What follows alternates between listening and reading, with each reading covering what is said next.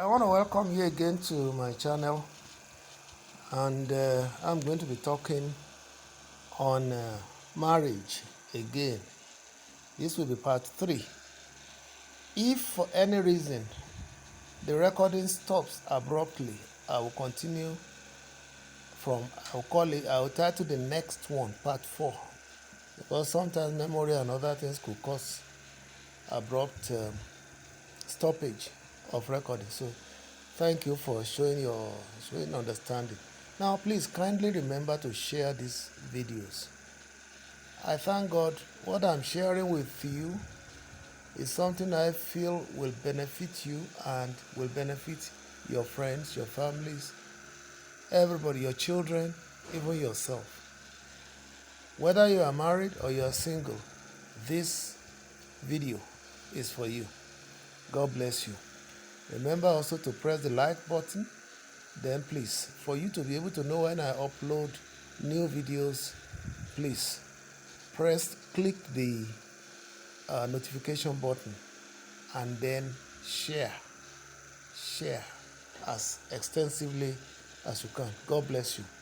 Now, part 1, part 2, I've been discussing the preliminaries of marriage. I stopped in part 2 where I was discussing compatibility issues, and it is good I will start right from there. Compatibility issue, like I said, I have a whole book written on marriage. In fact, 2 of them. One is this thing called marriage, basically for the younger ones, those who are yet to marry. Then the second one is, now that you are married, make it work. And what I'm sharing with you here, they are the experiences I've gathered over close to 40 years. I thank God my marriage is succeeding, and I pray it will succeed to the end. So as I said, marriage is so fundamental in life that it can make or mar somebody. I'm at peace today because God has helped me to make my marriage work. Helped, let me use the word us. I prefer that. God has helped us because I'm just a driver. God is the one controlling everything that we are doing. So it is better that we share with you so that maybe somewhere along the line your marriage is experiencing some problems. You may tap something from what we said, or you are contemplating marriage. You may learn 1 or 2 things that will also help you to decide on how to get the right partner, on how to, go into marriage with the seriousness it deserves. I wish you the best of luck. So let me start this part 3 to dwell on compatibility first. And I want to share with you my own personal experiences when I was a bachelor. Just like anybody, I have never claimed to be an angel. So am I not an angel in the area of marriage. God is the one that has been helping me and my family. I have my temptations too, as a man. Any man that tells you is a saint to the point that he's not infatuated, he's not attracted to women, he's not this and that, he's a liar. These are some of the ministrations that I don't like, these idealistic ministrations where because you are not involved, something has not happened to you, now see the person to whom it happens to as a sinner or as somebody who does not know how to do things. All we need is grace to succeed, the grace of God to succeed in marriage, even in choosing the right partner. Let me share my experience. As a bachelor, I've said it, the first legacy that my mother gave to me is to introduce me to God. From there, I attached myself to God, gradually, and I continued to grow since I was young. And that God has sustained me. Now, from the age of, is it puberty you call it now for men? I don't know, whatever you call it. When a boy, in fact, what is a puberty? It's not even a question of poverty. Puberty. It is when, as soon as a boy is growing up and his, let me use the language, organ is rising and falling. You understand what I mean now? From that level, it, man in particular has faced the sexual temptation. That's why you see young children still playing in the sand, playing husband and wife, and some of them actually having sex. Yes, having sex. Because if you look at a man's life, I don't know, when a man's system rises, it's like a person who is hungry. Once you are hungry, you know what to do, you look for food. When a boy's organ rises, the next thing he's looking for is a woman, to visit, to satisfy that urge. It's like food to man. It is. Sex is like food to man. So, like I'm saying, myself are not excluded from such, all these little children's games. But it becomes serious when a child is growing to an age whereby he can impregnate a girl. It becomes sensitive also when a girl can now get pregnant from such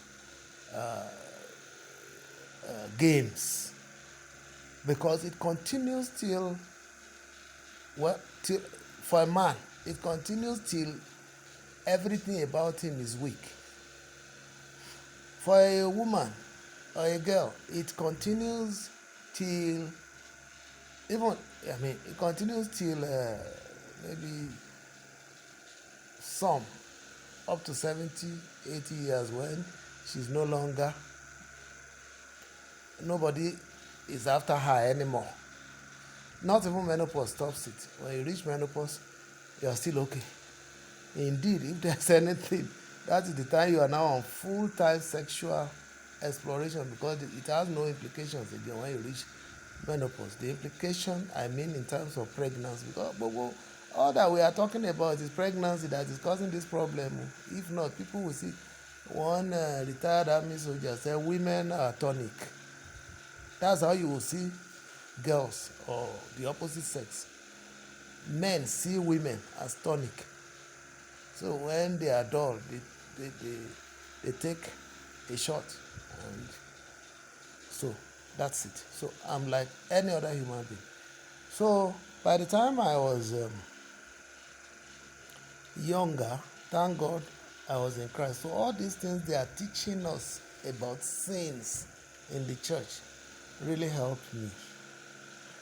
One, it created fear in me that I shouldn't do this, I shouldn't do that, it is a sin, God does not like it, can take you to hell. And a lot of emphasis in the church is not even laid on that, the fact that untimely sexual affairs can ruin your life, particularly as a girl.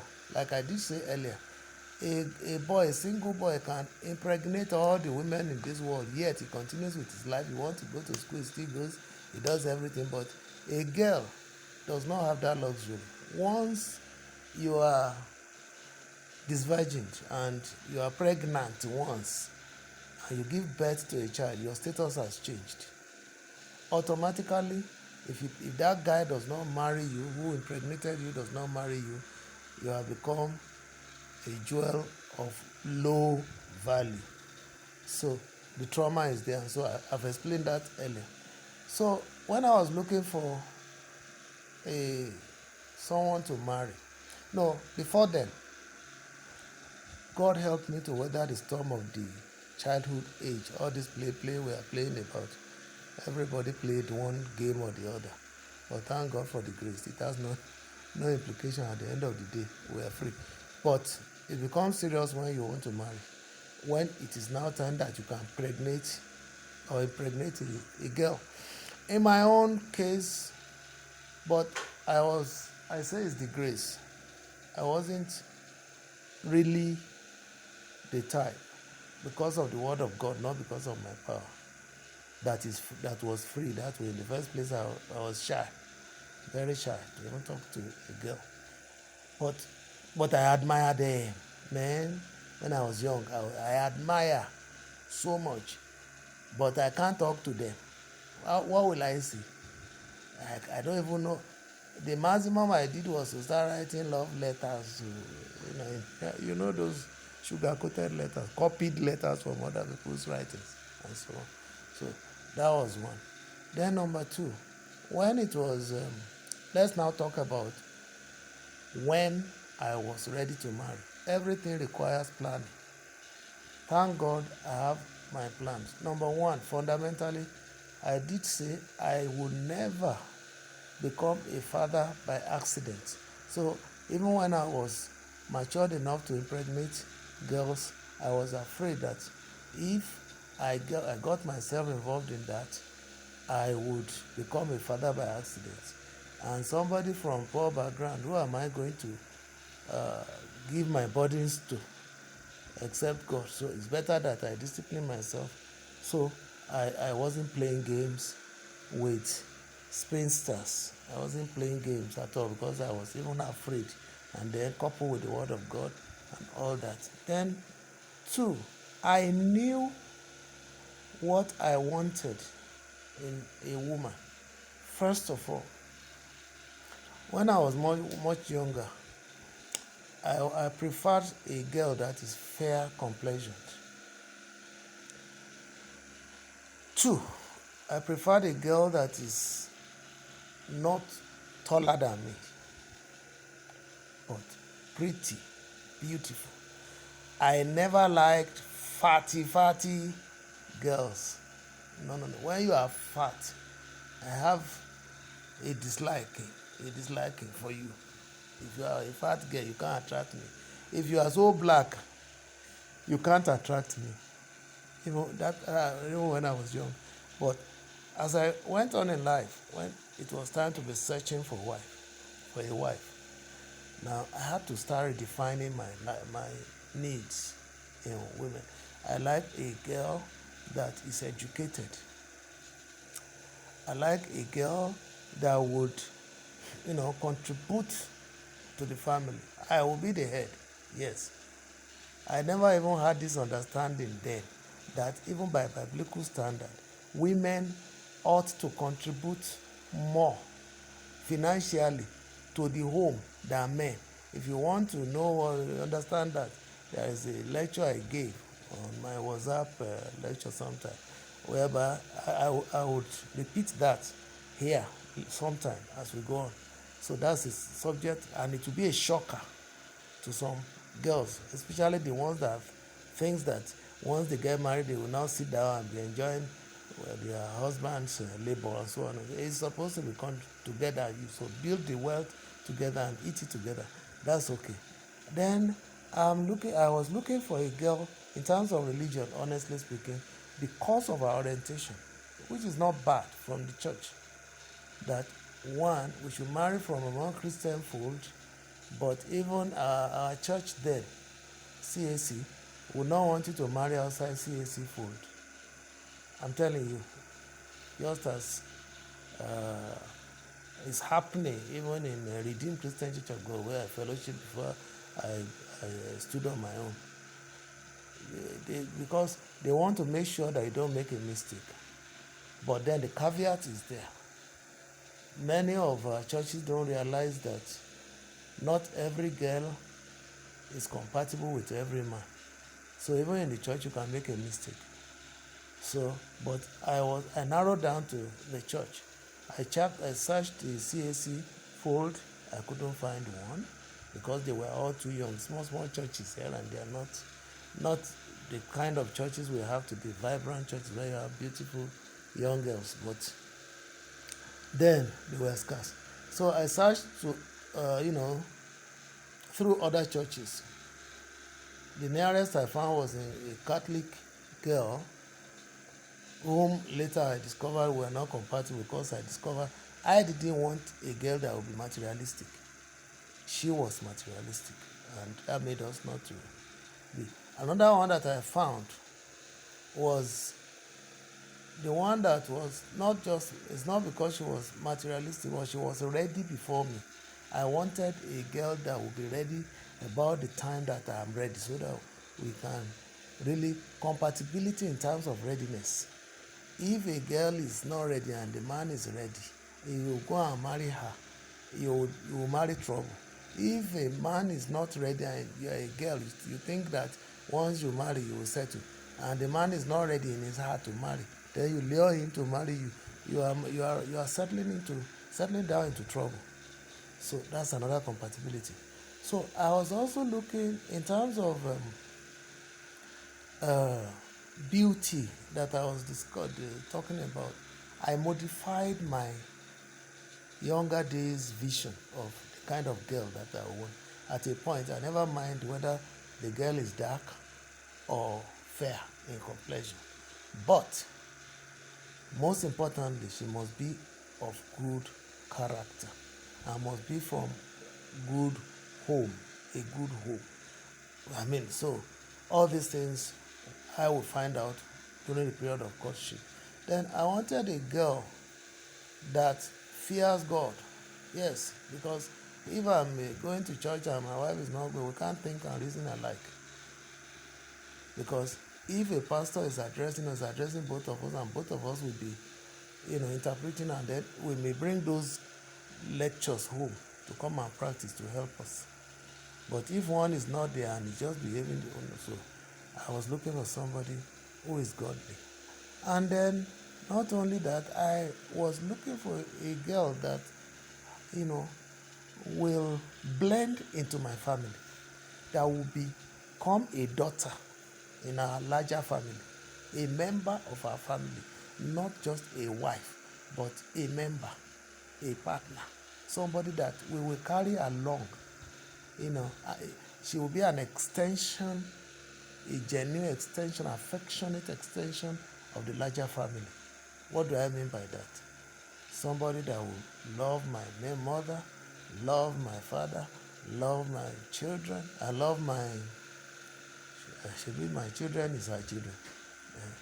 We don't need to flog that one. Somebody that will love my extended members of family, so that we can sit together and build our larger families together. Likewise, I too, ditto to their own side. That is, we are, in other words, we must jointly build the two families, where she came from and where I am. And now somebody who will cooperate with me. Because I've seen a lot of politicking in women. Oh no, if there is a place that women really need to understand life, it is in the area of dealing with extended members of family. That's where many families fail. Many men fail. Some men that have affection for their family, but the moment they are married and the woman is a separatist, let me put it that way, a separatist, or people repellent, then trouble has come. So all these things are in my heart. Then what about other compatibilities? Thank God now science has made serious advancement in compatibility. Blood compatibility, incidentally, during our own time. That's why I say I'm a product of grace and mercy of God. During our time, nobody bothers about genotype and so on and so forth. But today we know better.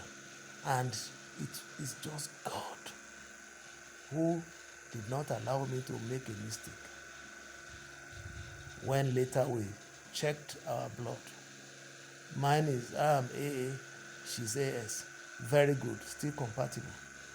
But supposing I'm AS and she's AS, or I am AS, which, and we find that, supposing we just suddenly discover that we are not compatible blood-wise. And even today, there is advancement in that. apart from the AAS thing, there are still other blood compatibility tests that people need to check out for before they get married. We didn't do that. We just acted on faith. But today you know better. But God helped us out of our ignorance. So, to God be the glory. But like I said, there are other tests that you need to carry out. Compatibility tests in terms of blood related. This is your blood group. Apart from ASA, find out. These ones are the ones that lead to miscarriages. There will be conception, but miscarriages will occur. It is not the earth or the world or the enemies that are at work. It is certain aspect of blood incompatibility. They can be worked upon. Those ones are. But now, supposing an AS marries an AS, or an SS marries an SS. Well, with AS and AS, chances are that they will still produce AA, but most likely they will produce more of SS. And when you have SS, you have crisis in your hands. May you not have problems. So we didn't know, to be honest. We didn't know, but I thank God. This is where prayer worked. Prayer still worked. God helped us there. So, and some other things, but most importantly, character-wise, character beauty, as well as physical beauty. If you read my book on marriage, this thing called marriage, you will see what I mean there. There are a lot of things. Compatibility in views. If you are always disagreeing, even at friendship or courtship stage, what will happen when you get married? It means your views are different. You don't see life the same way.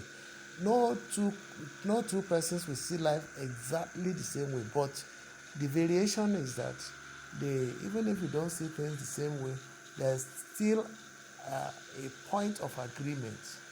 If you never can reach a point of agreement whenever you are still friending or dating or courting, you better check it out. So, many things. So, in my own case, I want somebody who is like me. I wanted somebody who will be like me. And these are the criteria. And many more. Like I said, you have your own. When you talk of wealth, well, it will help me if my wife has a background of wealth, but I see myself as somebody who God will use to even create, to even though I'm from a poor home, Yeah. But if we all cooperate together, we can jointly build wealth together.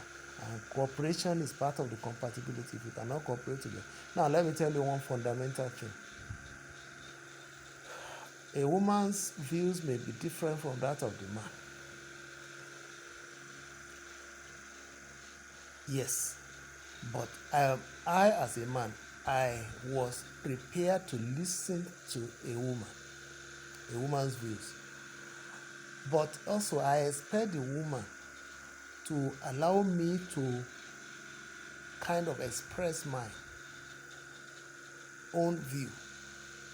When you have a woman or a girl who, even from the level of friendship or courtship, is the one that is dictating the tune all the time, and whatever she says is final, beware. One thing I finally discovered about the kind of person I wanted was that somebody that we can sit together, reason together, pray together. At the end of the day, do positive thinking together, so that at the end of the day we can always reach a landing on any point, no matter how difficult. A woman that would wait, would listen.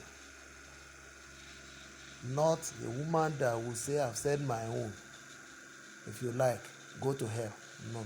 That would not be, that could not be well. I found, out of the people that I related with, I found one or two girls that are so, beautiful, pretty, met some almost all the criteria, but in this area we're not compatible. So they don't attract me for marriage in particular. So that's another one.